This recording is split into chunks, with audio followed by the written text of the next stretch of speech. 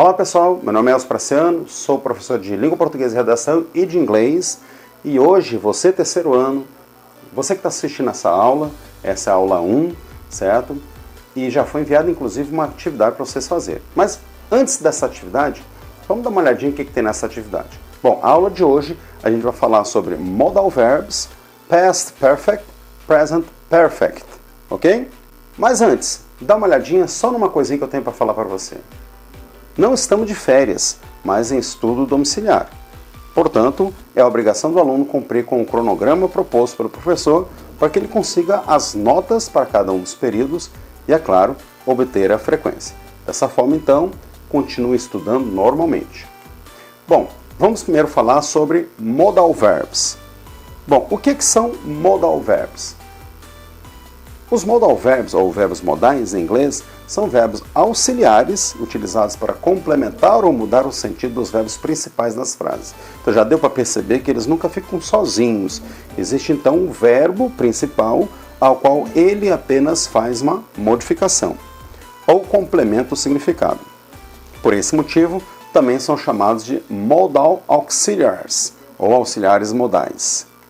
Exemplo então de verbos modais. Vamos então começar com o could, o may, might, must e o can't, que eles vão indicar então uma probabilidade, né? Então eles são usados no passado, no presente ou no futuro, e esses verbos demonstram um grau de certeza que queremos expressar, variando entre certeza absoluta, então temos aí o must e o can't para isso. Quando temos algum tipo de evidência ou incerteza total, poderíamos então utilizar o could, o may e o might, certo?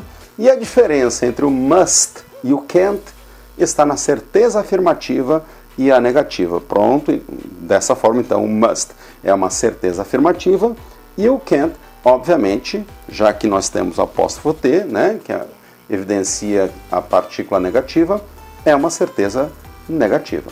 Vamos dar uma olhada em alguns exemplos de frases. Olha aí embaixo aí. He must to stop smoking. Qual seria a tradução dessa frase?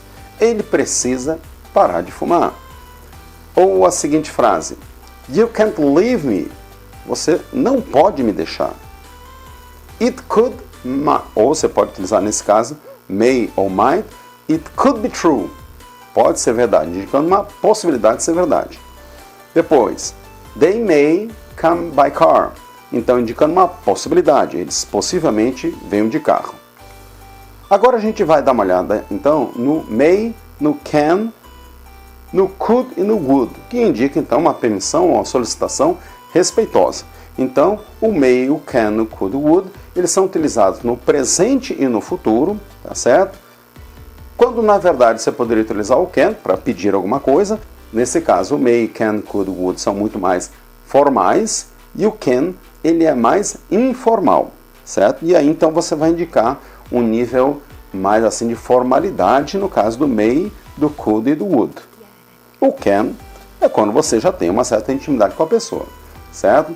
Agora, lembre-se do seguinte, né, que o verbo modal may só pode ser usado com a primeira pessoa do singular, né? No caso, você vai utilizar o I ou we, né?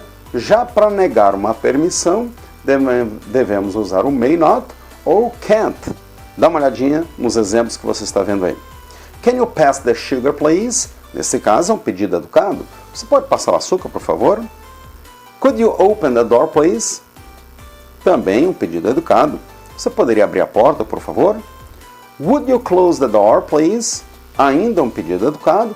Você poderia fechar a porta, por favor? Can I drink some water, please? Nesse caso, por exemplo, um aluno que pede ao professor é um pedido de permissão, certo? Que não exige uma certa formalidade, senão utilizaríamos outro, por exemplo, o may, né? Eu poderia beber água, por favor?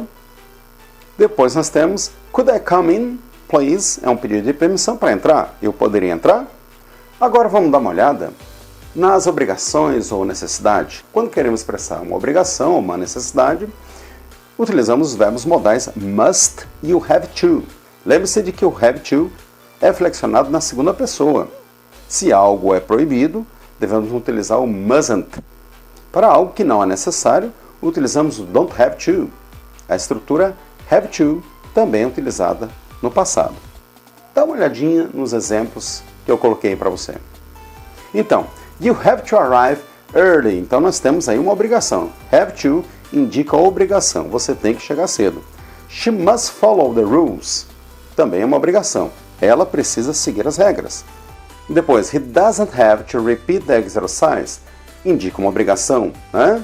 Ele não precisa repetir o exercício. Indica uma obrigação negativa, como uma não obrigação. Tá? He doesn't have to repeat the exercise.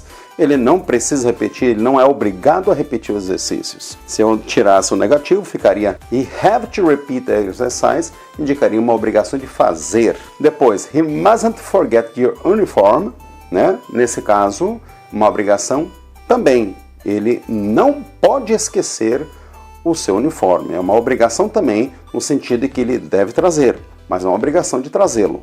Tá? He mustn't forget your uniform. E depois, you mustn't go there. Você não deve ir lá, você não pode ir lá, também indica uma obrigação. Agora vamos dar uma olhadinha no should e no ought to, certo? Nesse caso, ele não indica uma obrigação, mas indica um conselho. Quando você quer dar um conselho para alguém, que você acha que alguém deveria fazer algo ou não deveria fazer algo, então você vai utilizar essas duas palavras. Algumas pessoas, alguns livros, a gente encontra isso aí, o ought to, ele é um pouco formal demais, certo? Mas enfim, ainda usado na língua inglesa, vamos conhecê-lo também. Então dá uma olhadinha na tela, veja aí a aplicação deles.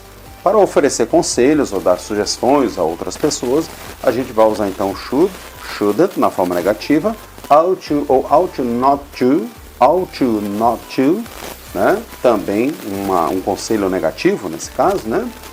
Ou o que não fazer, vamos dizer assim, seria melhor.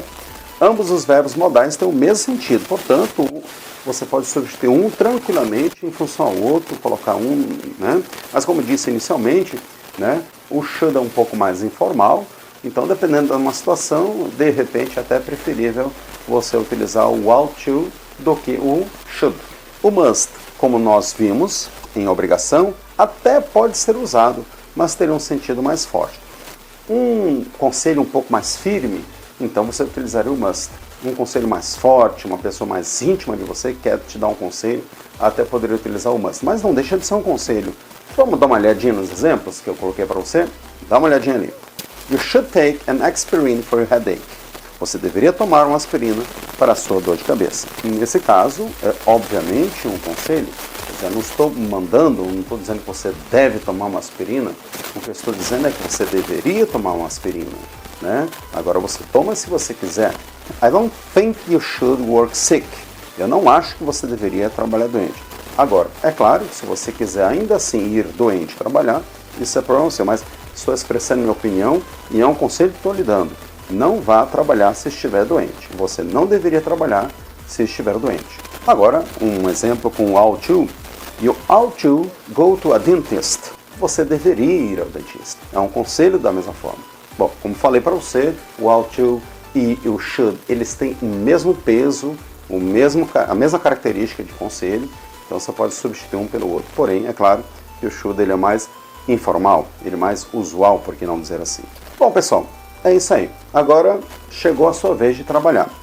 Lembre-se que foi enviado para o seu grupo WhatsApp, certo? E também dentro do Aluno Online tem uma atividade lá para você. Agora, se ainda assim você não conseguir pegar, pega aqui na descrição desse vídeo que eu vou deixar disponível também para você.